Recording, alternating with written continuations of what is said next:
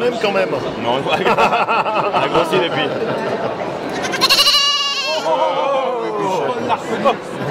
Non, c'est pas celle que j'ai vue l'année dernière. Toi, tu es incroyable de passion. Toi. Il faut. Ah ouais, mais vraiment, je te suis très reconnaissant parce que à chaque fois, tu mets beaucoup de passion dans ce que tu fais. Là, c'est délicieux.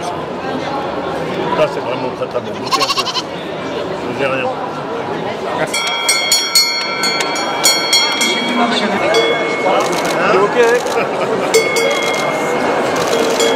Pas avoir des gentils discours au salon de l'agriculture du président de la République et derrière un budget agricole qui risque d'être amputé de près de 10%.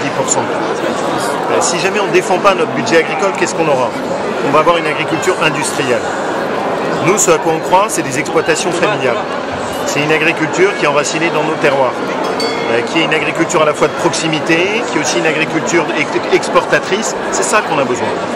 Et ce qui me préoccupe beaucoup, c'est que la réalité, pour la première fois dans l'histoire de notre pays, on n'a pas fait du budget agricole au niveau européen notre priorité.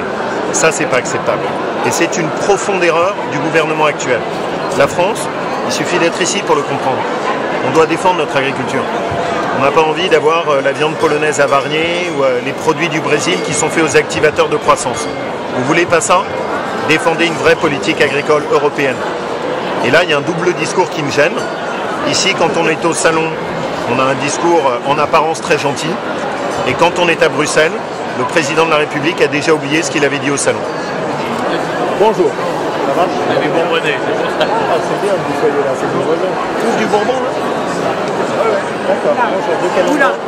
Ah, j'y étais il n'y a pas longtemps. Oui. Tu étais au Passport ou quoi? Oui.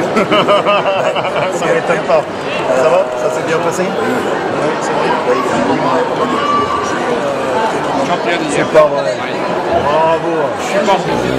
Bravo, ça c'est bien. J'ai pas dormi de la nuit. Félicitations, ça c'est une fierté. Bravo. Quel endroit là? Je suis de la Manche, à cause de Saint-Denis. Bravo. Je suis du... Là, il y a un petit peu de... Non. Avec l'appareil. Avec des races locales, en agriculture paysanne. C'est pas mauvais du tout. C'est celui qui a ma gauche là. Éleveur.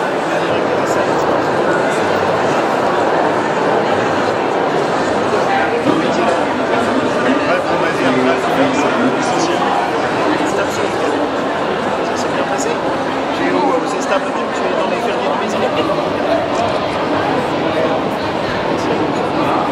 C'est vrai que fonctionnement, tu parles des aides.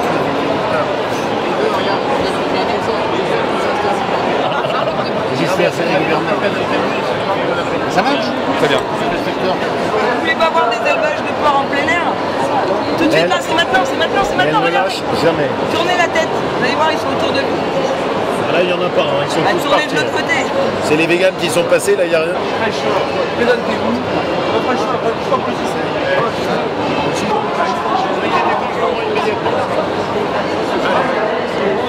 Vous savez, ça fait 10 ans que je viens au salon de l'agriculture. C'est un milieu que j'aime.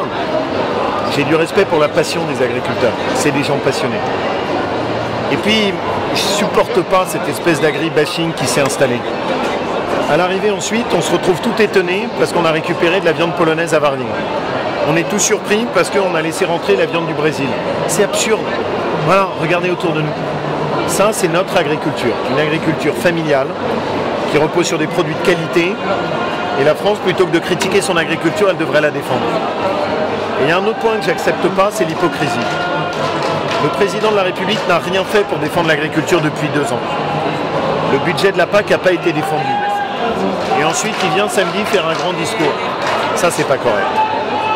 Moi, dans ma région, en 2 ans, j'ai multiplié par 2 le budget consacré à l'agriculture. Comme j'aimerais qu'au niveau national, on ait un président qui fasse la même chose. Ni plus, ni moins. Pas juste des discours, mais des actes. Voilà. Vous savez, ce moment ici, il est important. Parce que c'est la fête de l'agriculture. Mais le quotidien, c'est pas celui-là. Le quotidien, c'est à l'image d'un agriculteur avec lequel je viens d'échanger, qui attend le versement d'aide depuis 3 ans. Le quotidien, c'est l'épisode de sécheresse qu'on a connu et qui a frappé bien des agriculteurs sur ma région. Le quotidien, c'est aussi des prix qui sont très bas. Si on veut sauver, ça veut dire quoi? Il faut qu'on défende notre modèle.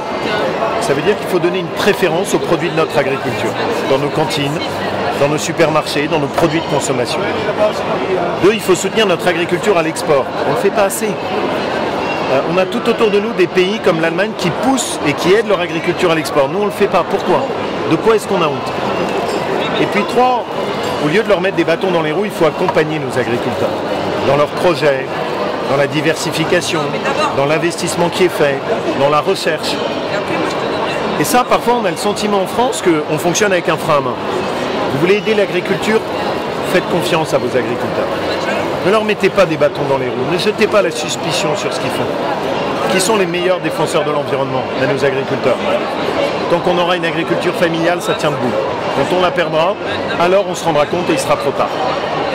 Donc moi, ce qui m'énerve un peu, c'est depuis 2 ans, on nous amuse sur l'agriculture. La loi Egalim, c'est rien. Il n'y a eu rien à l'arrivée. Le budget agricole européen est en vraie remise en cause, avec le danger qu'il aboutisse à une agriculture industrielle. On n'a pas fait le bon chemin pour l'instant. Donc il faut rectifier. Moi, j'adore ça. J'aime l'agriculture, j'aime ce que c'est, mais il faut les défendre. Et pas seulement dans des paroles. Il y a des actes qui sont nécessaires. Merci.